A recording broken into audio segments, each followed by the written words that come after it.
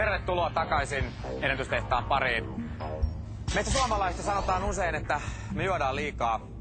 No, seuraavan kaverin jälkeen sanotaan varmaan, että me juodaan myös liian nopeasti. Tervetuloa Mikkelistä, Olli Hokkanen!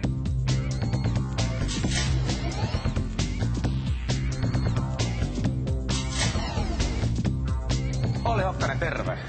Terve. Terve. Sä juot kokista? Kyllä. Monta lasia niinku peräkkäin, niin ei toi mitään niinku ihmisen homma ole kyllä. Vai onko? No sitä ne on sukulaiset sanonut, että ei se järkevää ole, että terveys ja hampaat siinä menevät, mutta ei ole vielä menneet. Mitä, että sä oot tämmönen kokiksen juoja kaveri? Paljonko menee päivässä? No silloin kun sitä juo, niin kyllä se 1,5 litraa 5 sekuntiin. Te ette ilmeisesti kukaan nyt ainakaan TV:ssä tehnyt toistaiseksi. Ei ole tietoa, eikä ole maailman tai Suomen ennätystäkään tiedossa. Jos mä rupean tässä kaatelemaan, tässä on esimerkiksi tarkoitus niinku se, että aika tälleen tasaisesti. Tää näyttää ihan hyvin kupliin ja kokis on happopitosta. Ei vaan, kyllä tämä se ei näin hapokasta ole. Mutta täällä tehtaalla se sitten oli semmonen ihanne aika. Tai mikä sulla on ihanne aika? No ihanne aika on niinku, mitä on kokeillut, niin 1,5 litraa 5 sekuntiin. Pullo on tyhjä. Se meni sinne. Ja nyt, oot sä valmis?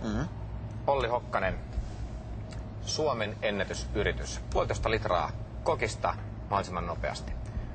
Paikoillenne valmiit. Hep!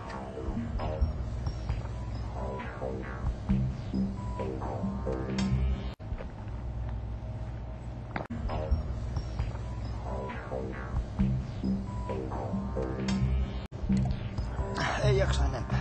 Ei pysty. Ei pysty. Ei pysty, on niin hapokasta, että ei pysty. Nyt kävi näin.